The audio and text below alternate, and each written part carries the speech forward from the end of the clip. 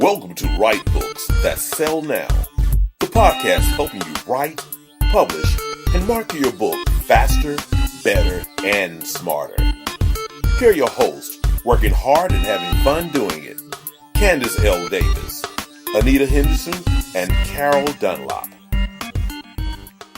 And welcome to Write Books That Sell Now, the podcast. I'm Carol Dunlop, and I'm here with my awesome co-hosts and partners in success, Anita Henderson and Candace L. Davis. Hey y'all, what's up? What's up? How you doing? Okay, I know we're just goofy and having some fun, but we have a fun show in store for you today because we're going to do something that we don't often do, and that is share our story of how we went from corporate to entrepreneur to right now in business with each other. So we married now, y'all. But before that, I think that Anita has something that she would like to share with us. I will. I'm not even sure when this is airing, but just so you all know, I sure hope you're as excited as I am that the monumental, historical, grand opening of the National African American Museum of History and Culture happened as of this taping just a few days ago. Yay! Right? Over the weekend. Yay. I'm super excited about that. I am too. I have sort of adopted this whole history, genealogy interest and over the years, and I'm really, really excited at the opening of this. I mean, it's truly historic. And for those of you who live in Washington, D.C., or who traveled to Washington, D.C., probably over the last 5 years have watched this super unique building be constructed. I was there maybe 9 months ago, and it was almost finished. You know, the outside just looked like it's gonna look, and it was like you just want to get in there and see what it looks like inside. Anyway, it was open. They did a beautiful ceremony with all these wonderful dignitaries who were there to commemorate this historic event, and it was just awesome. It just so happened, even though my husband and I weren't able to go, his two sisters and nephew went, and so my sisters-in-law and nephew were there, and my husband is a genealogy family history researcher, y'all know that, and prize-winning author, and award-winning author, and they actually took his book, because his book obviously is about their family history also. They took his book. So we felt like they took our baby to the opening, and they took pictures and everything with the book in the museum and everything. It was just really, really exciting to know that it's almost like that one or 2 degrees of separation, that somebody was there. Yeah. For this history, I mean, it'll never be a grand opening of that museum ever again, and it's wonderful that it's on the National Mall. It is a Smithsonian Institute museum. So the great thing about it too is it's free. We've already paid for it. Oh my gosh! As much of a book nerd as I am, I'm also a museum nerd. Really? No matter wherever we travel, I don't care if it's a small, tiny town to a big, giant city, whether it's in the United States or outside of the United States, I'm looking for a museum. Yeah. So I'm really excited to be able to go to the National African American Museum of History and Culture, and it's just one of those things. Yeah, one of the things that was so cool to me about it, so interesting, so amazing, mind-blowing, is that one of the people who participated in the opening ceremonies was a woman whose father was actually born a slave. Yeah, she was 99 She was 99 years old. So, a lot of times when we look at history, we forget how young America is. True, and we forget that an institution like slavery wasn't as long ago as we think it was. This woman is still alive today. She was there to celebrate that opening, and her father was actually born a slave, escaped from slavery, later became a medical doctor, and had his own family, but not as long ago as we think it was. And so when African Americans in particular start to say, "Oh gosh, we got so far to go, we shall overcome," and all this stuff, we got to look back and say, "Look how far we've come in this amount of time." Wow! Right. Wow, that's amazing. So really, really exciting. And I just think that history is amazing. Oh, yeah. Books are amazing. History books are amazing. And we encourage you all to visit that museum or any museum in your local area. I'm so a museum buff. Visit your local museum and find out what's going on. One of the interesting things, though, before we get off the subject, that my sisters-in-law were telling me about was that the museum has so much in it, So apparently it's like 60% of the museum is underground. Wow. You start going all the way down into this sort of cavernous and, space with all this history, and then you work your way up, and they weren't able to even see everything. Wow. And that they sort of interview people. I have this one sister-in-law, I call her Little Oprah. She's interviewing people as they're coming out of the museum, asking them what their impressions were. And several people said it's just overwhelming. There's so much stuff in here, you can't do it in a day. And I thought specifically that was an interesting point, which is that African-American history is so encompassing. Mm-hmm. It's so much more than that one little section you see in most museums, that one section in the corner in the back in the dark where they just talk about slavery or they just talk about the civil rights movement. We have so much more history in America as African-Americans that I love the fact that it is overwhelming, that you can't do it all in one day. Right. And that that it's a free museum. That you can go back as many times as you want to get it all in. So spend the whole weekend. Just spend the whole weekend if you want to. So yeah. Anyway, I think that's awesome, and that only adds to the number of tributes, museums, and history places that we have in the United States right now. Just what was it, a year ago that we opened the Civil Rights Museum here in Atlanta? It's been a couple of years. Now. It's amazing too. That is that went far away. And you can do that in one day. You can do it in one day. I love the building. I love the building, how it looks when you just from outside. And then, have you ever gone to the one in Birmingham? No, I haven't, but I've heard about it. It is really awesome. And my husband and I actually went there. We stood on the steps of the 16th Street Baptist Church.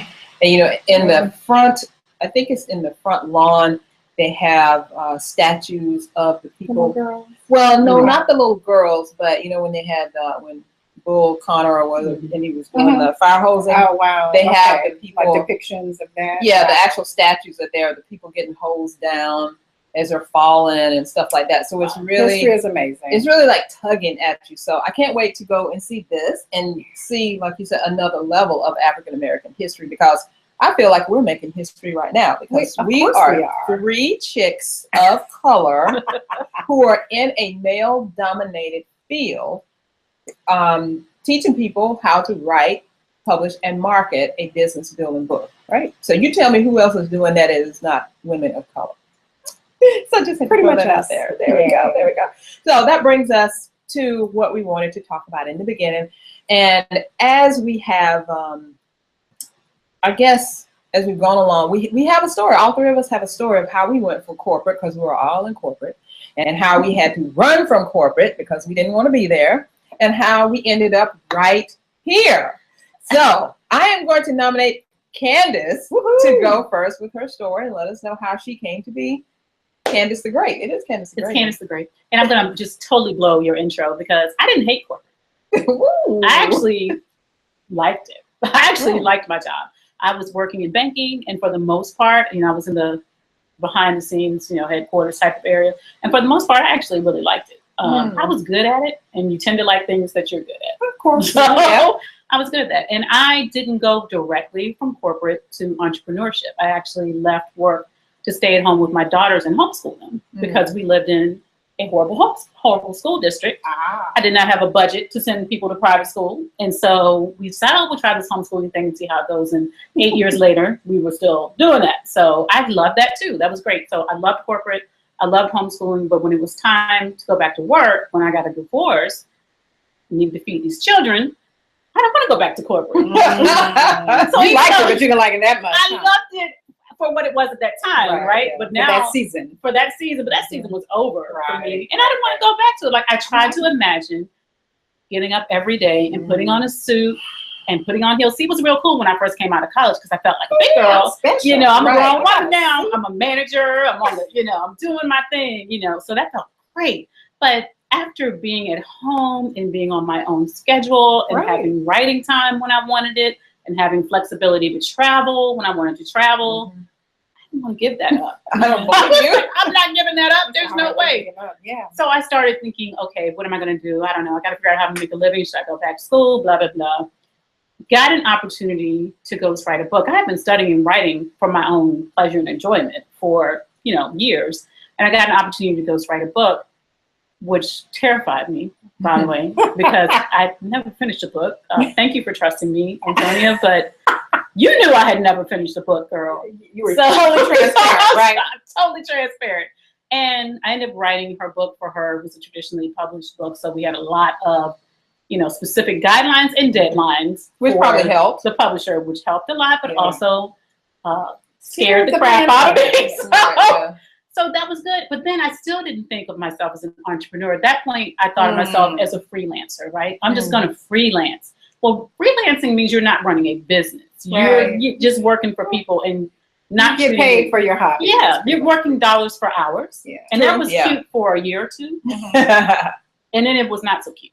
Yeah. It's exhausting. You can, and in that freelance position, you can only take on so many clients or customers at a time. Right. And that limits the amount of money you can make. Sure. So at that point, I started to realize, okay, Candace, you're going to have to kick it up a notch and figure out how to actually have a business as opposed to just telling people, hey, this is what I do. So it was a realization that you had. It wasn't like some other kind of force. No, it was really like, me saying, I need to do it. I've got to, if I'm going to do, I either get a job, go back to corporate, get a job and get something that's, a regular paycheck, or treat this like a serious business. Right. One or the other. There's no in between. There's no playing around. There's no messing about. Because I will tell you, I took every job that I got seriously, but in terms of treating it like a business, I was not. Yeah. And I was getting the results of not treating it like a business, which was not cute. I can relate. So for me, that became, the impetus was, look, if you could be making more money than this, let's keep it real, if you were treating it like a business.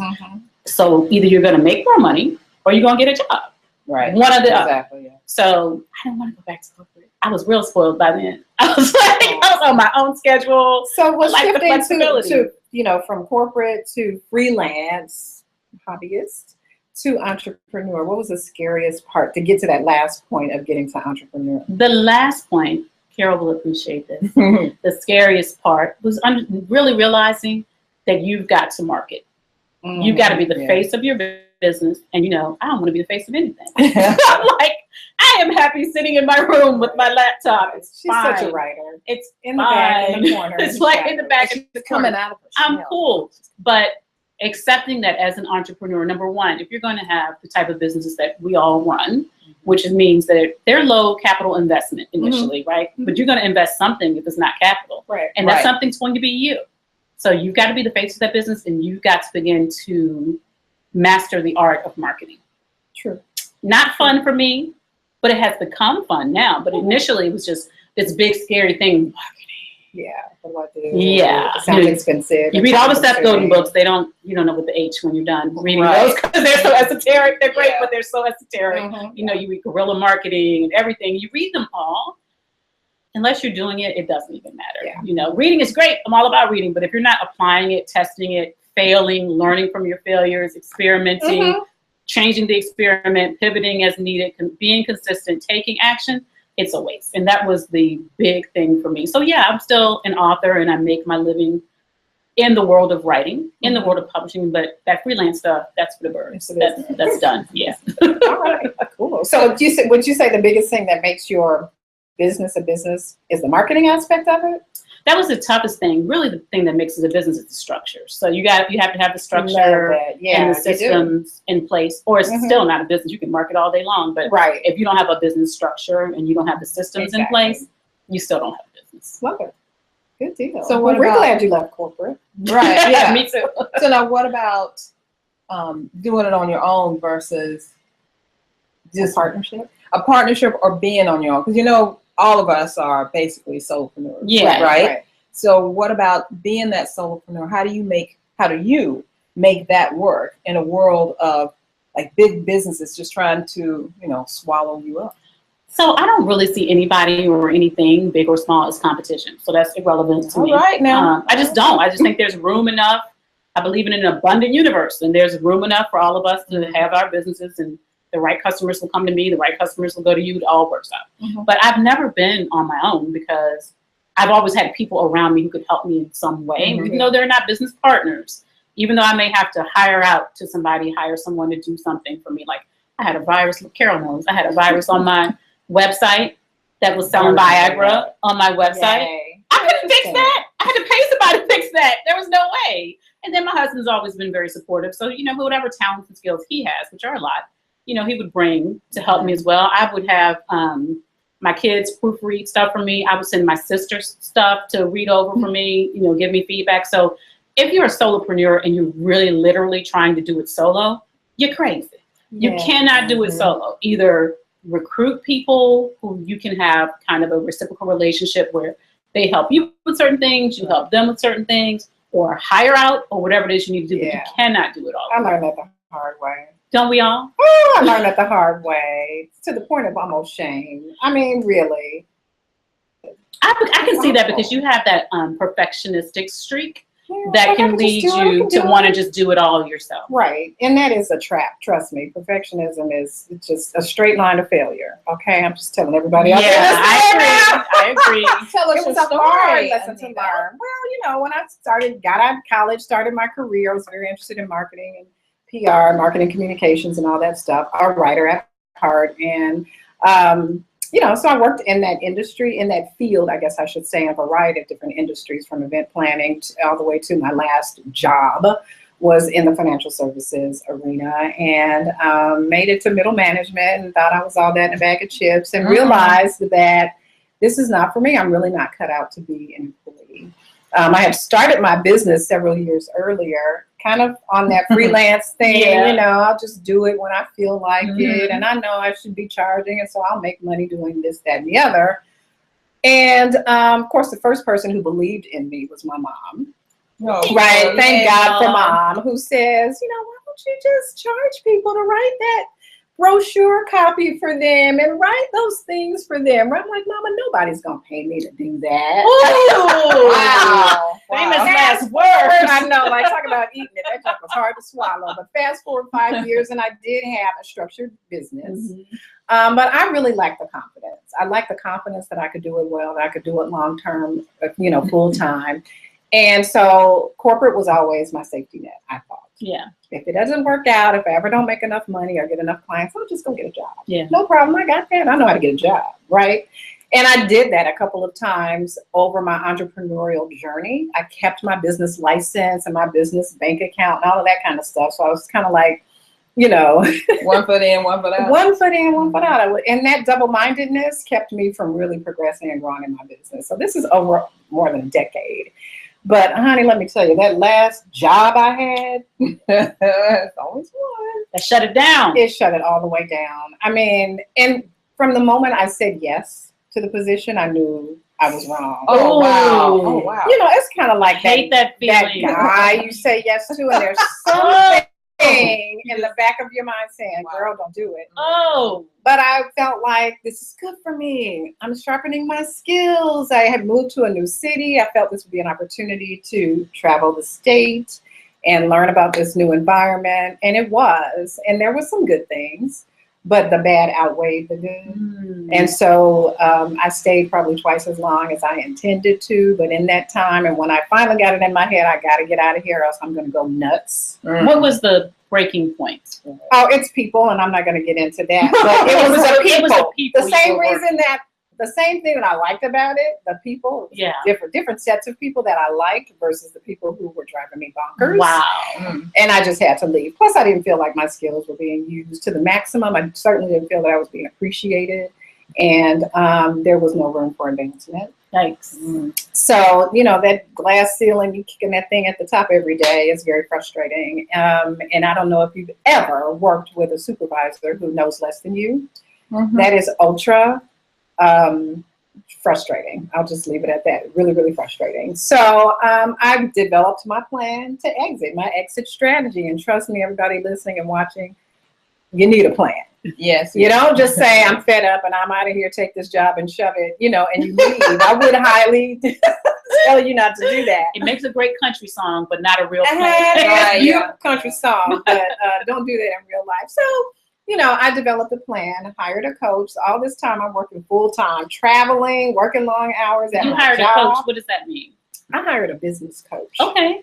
A business coach to help direct me. I thought that by the time I felt like I was ready to get back full time into my business, rather than take this job and shove it, I'm going to jump back in. I thought, let me take my time and really think about what I want to do. I'm not sure I want to do what I was doing before. So it was time to pivot, as we say. It was during the recession. which somebody probably would have thought I was absolutely crazy to think about leaving People a good were paying not job giving up jobs. with benefits, all those yummy, juicy, carrots that they hang, in front of your face, dangling in your face. Say, oh, just stay a little while longer. You'll get a raise. You'll get a bonus. You'll be vested. That was one of the reasons. Oh, yeah. That'll catch you. That was one of the reasons Yeah. I stayed as long as I did, and I must confess, I'm super glad that I stayed as long, because to get 100% vested, let me just say that was a good decision. Mm-hmm. So I hired a business coach who came as long story about how I met her, but I did my research to find the right coach for me. And she told me something that I hadn't thought about. She said, Anita, you don't have to do what you've always done. What? Get out of here. So she took me through this whole assessment of my skills and interests and passions, and I ended up in this whole book publishing space. Wow. And I'm really, really glad that I did. So I left, and believe it or not, it wasn't that long ago. And I thank God every day that I left. It's been a journey, but I wouldn't trade it for anything. I'm with you. I really wouldn't. I'm with I'm you. telling you. But you know what? And we're not certainly bashing corporate. No. I mean, thank God for corporate. I told you, I enjoyed it when I was there. I thought it was fun. That's right. It's not for everyone, as the same as entrepreneurship is not for Exactly. everyone. So I would say if you're working a corporate job, find in it what you love, because that was part of what carried me through those last few years when I was in corporate, was to say that I don't like it here. It's not serving my spirit, but I'm grateful every day that I can pretty much rely on a regular paycheck to help fund my passion and my dream, which is to leave and get back into full-time entrepreneurship. So I had to shift my thinking about going into the office every day and working with the people I didn't choose to work with. You mean you didn't go and have an attitude every day? I did have an attitude every day, but I changed my thing. No, I didn't have a bad attitude every day, but there were many days. There were some tough days. Mm-hmm. And I know myself well enough to know certain things that let me know that it was time to leave. Yeah. Other than just knowing it in my gut. But when I start coming to work late and later, and a little bit later, and dare somebody to say something to me. You almost self-sabotage me at that point. It was like just daring somebody to fire me. I'm so serious. That's awful. Leave. But I was like, don't even say anything to me. I know it's 10 o'clock and y'all been here for 2 hours, but I'm here. But I got my work done. Yeah. I did everything. Yeah. I finished my work. I did everything. There were times when I stayed late, you work through lunch, do all that kind of stuff. But I made long days for myself because I was determined to leave. So I would get up very, very early, work on my business, shift my thinking, go into work, shift my thinking on the way home, and focus on my entrepreneurial thoughts. And it was difficult. Yeah. It was very stressful. But I always had that vision in mind. I had a purpose and a reason for doing what I was doing. And when it was all over and it was time to leave, which was super scary, giving notice, there was an interesting turn of events that caused me to leave. And I'll talk about that as soon as we come back from acknowledging our sponsors. Get the Write Books That Sell Now free video training series. It's absolutely free, and you will learn a bunch of tips, tricks, and hacks from each of us to help you finally get your book done. In these free videos, we open the door to give you a taste of what you'll find in our high-value, information-packed online course. You'll get information on writing, publishing, and marketing your book, and it's all for free. To access the free video training series, just visit us at www.writebooksthatsellnow.com. All right, we're back with the Write Books That Sell Now podcast. Thanks for joining us. I am here, of course, with Candace L. Davis, Miss Carol Dunlop, and I'm Anita Henderson. We're talking about transitioning from your corporate job into entrepreneurship. It can be fun, it can be scary, it can be exciting. Hopefully it's a good choice for you. We were talking about our experiences in doing that. I was talking about what kind of finally got me to get on out of there. I mentioned that I coached with a woman, a business coach, and she recommended this conference that I should go to. Went to the conference. It was the most money I've ever spent on either business development or personal development. It was a couple $1,000s. So it kind of like made me wonder, am I doing the right thing? But it was a 3-day conference, and I was all in. I said, if I'm going to spend this much money, I'm going to get a whole lot out of this. And it was transformational for me. And one of the exercises we did at this conference was to sit one-on-one, whoever you happen to be sitting with that day, and tell that person the thing that scared you the most. Now, mind you, this is a complete stranger, this person I was sitting next to. And, you know, I confessed to her that I was been thinking about leaving my job. And the scariest thing was to go in there and tell them that I was ready to leave, because what if they just said, okay, bye, you know, and I'm like, but I just want to give notice, you know. And she laughed at me, and she looked dead in my eyes, and she said, I think this was a Saturday or a Sunday. She said, on Monday, you're going to go in there and quit. Oh, right? Yeah. And I just started crying.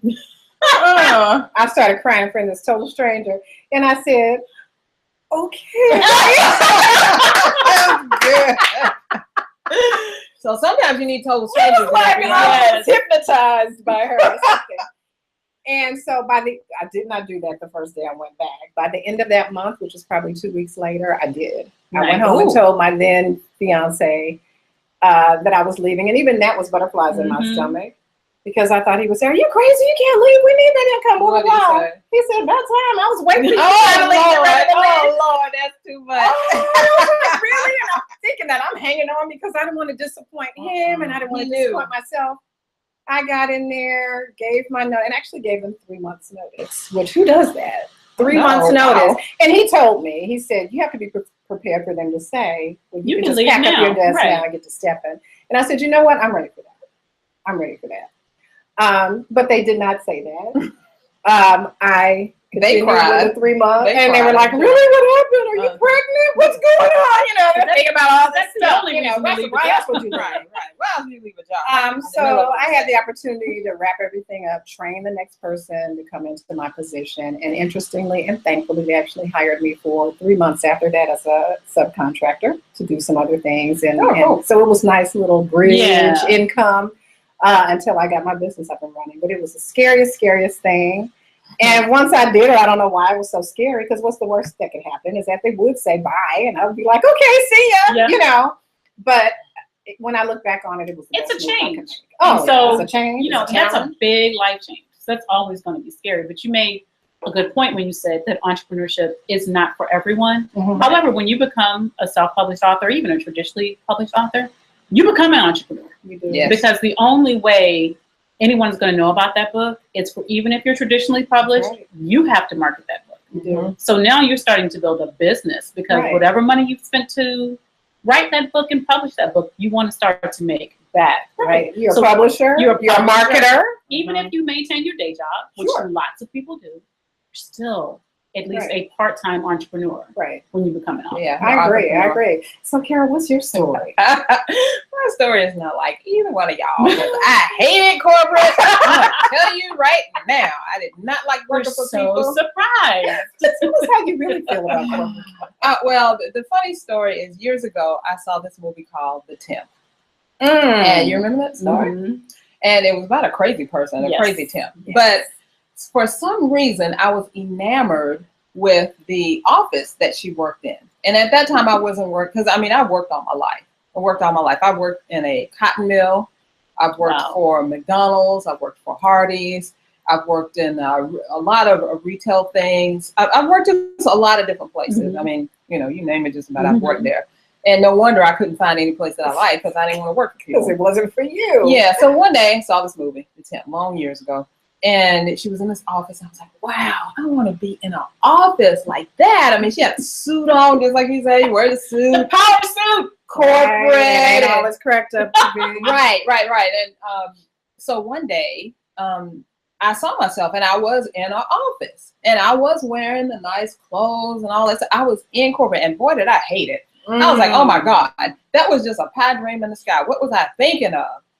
And, you know, I knew from years, probably when I was born, I knew that I was destined to be an entrepreneur, because I could not stand to take direction. And I was always trying to tell people how they should run their own business, because I just knew I couldn't, even when I was a Mary Kay rep and they sold me on getting that pink car, the Cadillac. I was like, oh wow, I can get a pink Cadillac. I was so happy. I could make this money. Have your own business, work for yourself, all kind of stuff. Yeah. But when I started getting the sales material and stuff, I was like, no, she need to change this I right here. was trying to fix This ain't working This right. is a system that has worked for decades, I ladies know. and gentlemen. But they didn't know she had to change. But they didn't know me. I was like, I don't want to do this. And of course, when I tried to buck the system, it's not going to work No. because the system It's is their It's system. a system for a Yeah, reason. it's their system. It's an unbuckable system. And there you go. So, that was out the door. So I married my BFF for life, my awesome husband who I'm married to right now. And you should be working for yourself. I was like, I'm in love with you. Where you been, man? So just to tell you how entrepreneurial minded this man is, we got married on June the 18th of 1994. And on November the 18th or so of 1994, we incorporated our business. Wow. Started and incorporated it. He had just come out of a business and he was like, I want to do something with you. And I'm like, cool. So we've had that business and been married for over 22 years. Mm. Now, needless to say, it was not a rosy land, yellow brick road paved. And with then we were success. rich. Yeah, and then we were rich. Ice cream and roses. There you go. We worked really hard. We started out doing web design. We still do web design now. We've added social media. Businesses have changed, but I've always been the person where I knew that working for corporate, working for someone else was very limiting. It was put me in a box. I could feel the glass ceiling. I could just feel enclosed. And now I am to work with who I want to work with, these wonderful ladies. I love working with them. I love working with my husband. People that I don't want to work with, I do not work with them. I fire people quite regularly that I don't. I feel the amen corner going over here. Because I that is one of the things about being an entrepreneur that I had to learn the hard way, because initially, you feel like you've got to take every job that comes along. Yes. And it only took Hungry. one lovely person, exactly one, to teach me that that's not the case, because she was the client from hell. And I'm sure she's a perfectly lovely person. I'll never know, because I will never interact with her again. We were probably 3 weeks into what was supposed to be, a 2-month project when I released her. I packed up her things, her documents, put them in an envelope, shipped them to her, sent her a lovely email that said, thank you very much, but this is no longer going to work for me. I did not refer her to anyone else, because I wouldn't go to do that to anybody else. Right. So I'm incredibly fortunate, as I think you guys are too, in that I've had wonderful clients. Most of my client experiences have been great. That's because I do that weed out up front. Right. Yes. Yeah. If we don't click, we're just not going to work together. That's just what it is. It's best for you and it's best for me. And that's gut. Sometimes you can't explain it. If you don't listen to it, trust me, it will come back to get you, because I try to weed out people too in the beginning. Either they fool me or I just don't see it. It happened to me with that one lady, because I knew it when the first time we met. I knew I shouldn't have been working with her. And I took But the you're job. like I was dollar like, signs. Yeah, I was like, well, I don't have a client booked for this month, so I better Let go me ahead. get somebody in. Girl, It no. can't be that hard. It's only a few months. Yeah, girl, no. But Never you know what again. happens with that when you allow someone into your being who should not be there? They drain all the life out of you, and you can't give that life to someone else who would really benefit from you doing that. We've been through our share of great clients, awful clients, and whatever. And sometimes you can't even tell.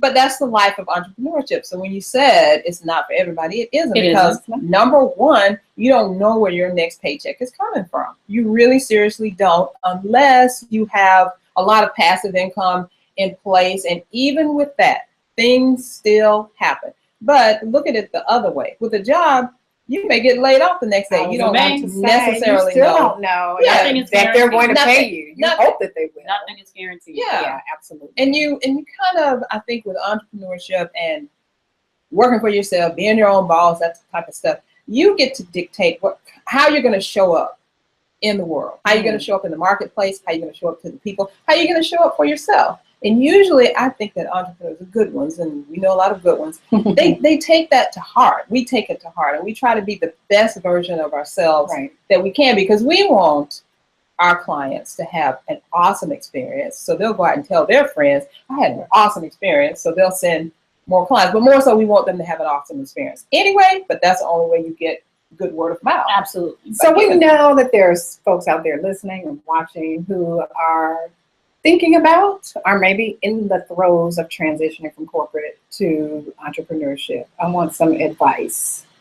What one piece of advice would you share to somebody who's right there, they're in corporate, want to get into entrepreneurship? What do you say they should do? One thing. There are many, but one. One piece of advice. Honestly, don't choose a business path just because you're good at something. Don't choose a business path just because someone said this is what you should do. Because I did have another business before this one, which was me doing what someone else said I should do, because I was already known for it and I was already good at it and I liked it, but I never wanted to do it as a business. So then I didn't waste that time, because I learned a lot through that process. But I spent time doing that and trying to make myself like it. So don't choose the path just because you're good at it. You can be good at a lot of things. Right. You don't have to just do the one thing that someone else says that that's what you should do, because you know what, girl, you know everybody already know you do that. No. No, darling, no. Choose something that you can enjoy doing day after day after day, because if you're going to do something you don't enjoy, you may as well stay in corporate. Agreed. Whoa. Carol, what you got? One piece of advice. My one piece of advice would have to come from what you said about hiring a coach. And the reason that I said, now I did not do that. I kind of learned, I like learning, as Wendy Bailey says, build the plane as you fly it. So that's how I am. But I think if you were to research why you have money and why you have a steady income, hiring a coach so that they can sit down with you and really give you those keys. You like to do this, but you want to do this. Where do you see yourself going in 5 years or whatever? That outside person, that outside experience or advice could really shape what you're doing next. Because who wants to waste, not waste, but do something that they don't want to do? And that happens. I mean, it may happen anyway. You know, you might go with the coach and they tell you to do A and you want to do B, and you said B is profitable, A isn't. But I think that just having that other voice, because I think sometimes that's what we lack. That other voice who can come in and just give us some kind of direction, so we can say, what did I say? I like that. I think my piece of advice would be, I would say, get your business structured and get at least one paying client before you leave corporate. And I honestly think for most people, that's going to mean you working your tail off. It's going to mean long days. It's going to mean stress. It may mean, that you just feel super tense and you're on all the time and it's from one thing to the next. But if you're really focused and determined to leave corporate and do your own thing, then you'll do it.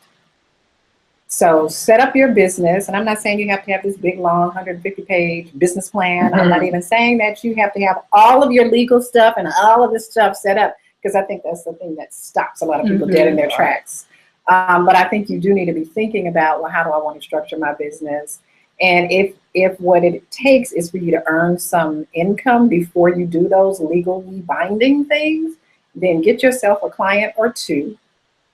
Practice what you want to do when you leave corporate, and learn while you're still earning a salary, okay? So that you have that cushion. And if you find that in your practice client sessions or customers or whatever things that you're making, that really doesn't fulfill you as much as you thought it would, at least you're still at your job and you can change your mind and decide to do something else in a business or stay in corporate. Or just go to another company. That may be the answer for you. Exactly. That's true. That is true. Wow. This has been so enlightening and kind of letting everybody know that we didn't just drop on this earth and boom, we're write books that sell now. We have a history in the background. We do have a history, and a lot of people probably don't even know of. So Candace has had her life and her business. Carol has had her life and her business. I've had my life and my business. But how did we come together? Dun, dun, dun. Dun, dun, dun, dun, dun.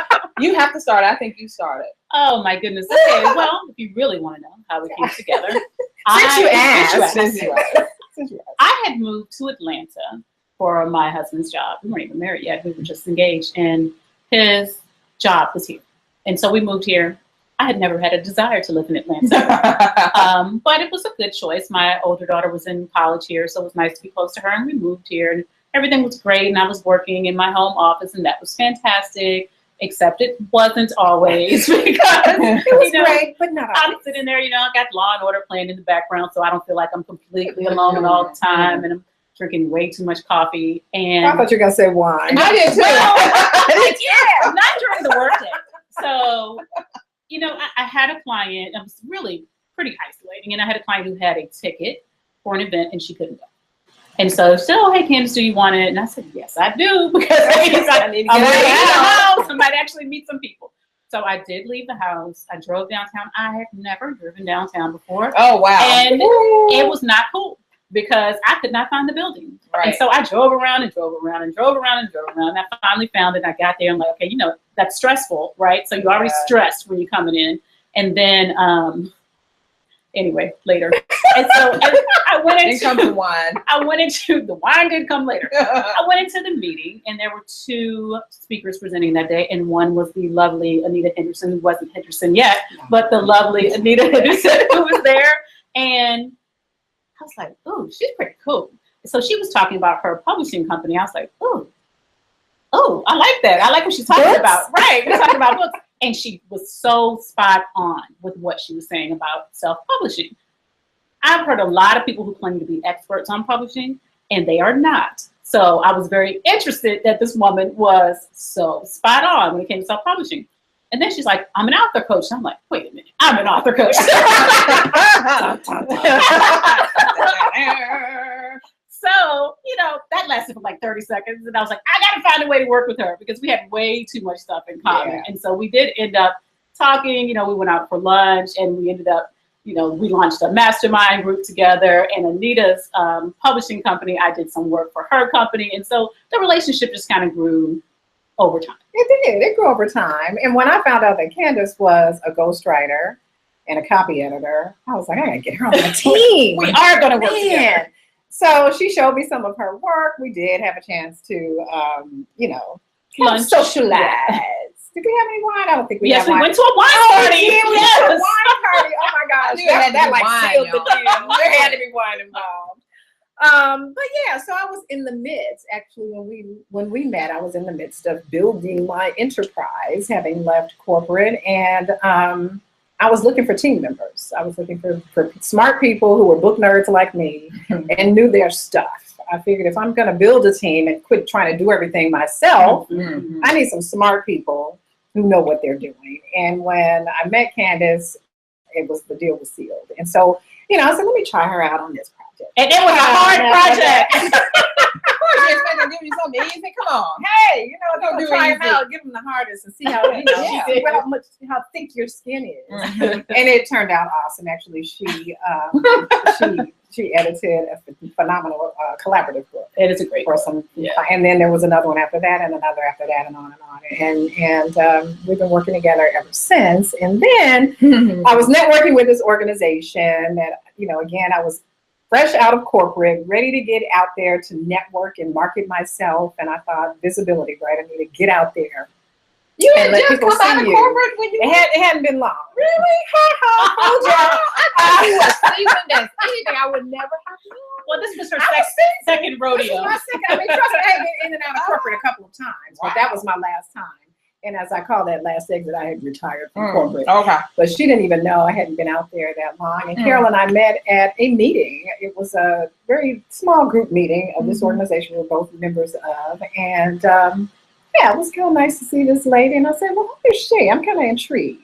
Intrigued is other word. Well, we were working on the same committee together, marketing Of committee. course. And, she was VP of marketing, and I was on the marketing committee doing social media. So of course we had a lot in common.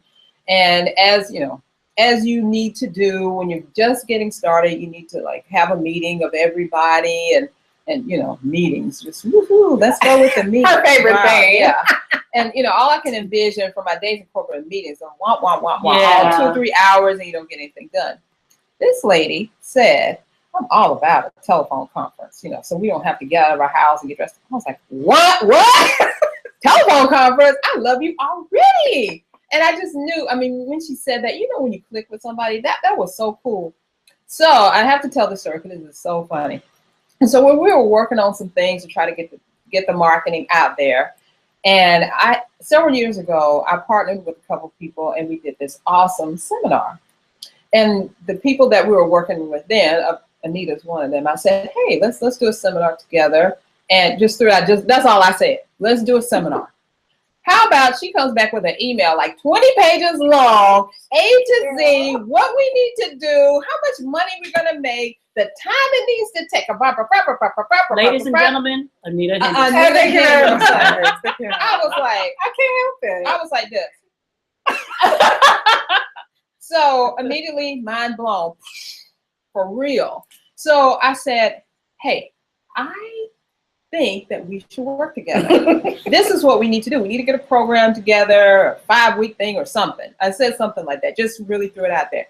Anita said, I know this lady named Candace who's been talking like we need to get together and do something. She's been wanting to do some online stuff for a while. So why don't we all meet? We did. Guess where we met? Guess. Starbucks. We met at Starbucks. Our first meeting was like 2 hours. Yeah, it was at least 2 hours.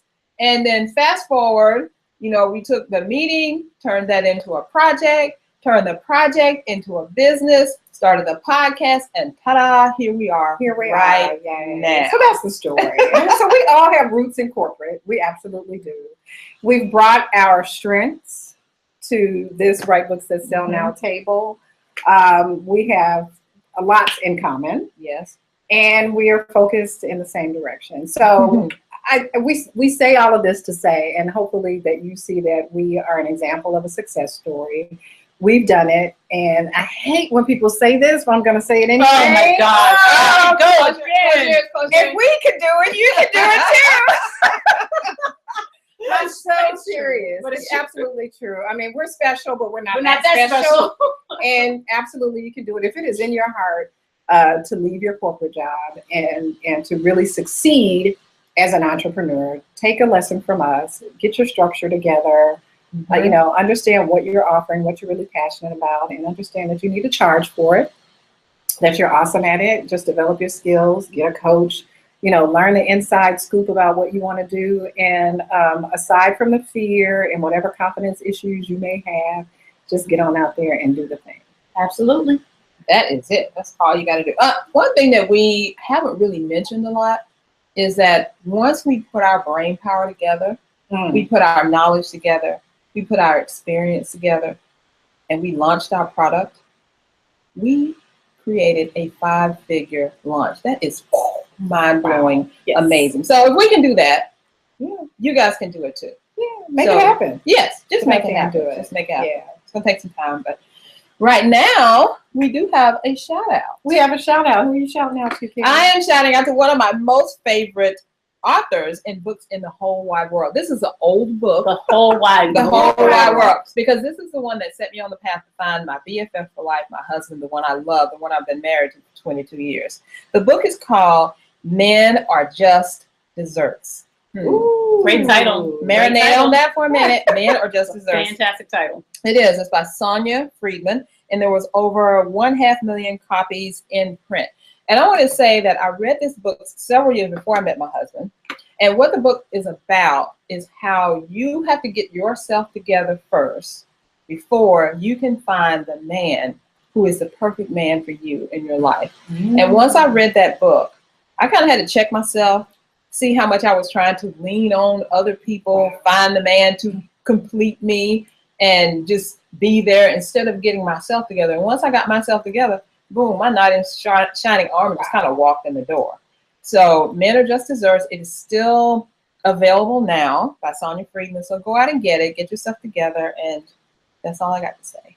Fantastic. Great show, ladies. Thank you all for joining us for this episode of the Write Books That Sell Now podcast. We are always here to help you find out how to be an amazing self-published author. We hope you've learned a lot from our experiences, and we certainly hope you will come on over and get some freebies. Actually, we have a fantastic free video training series. It's 3 parts. It's absolutely free. You can download it at writebooksthatsellnow.com/training, and you can get your hands on some tips from each of us about writing, publishing, and marketing your phenomenal self-published book.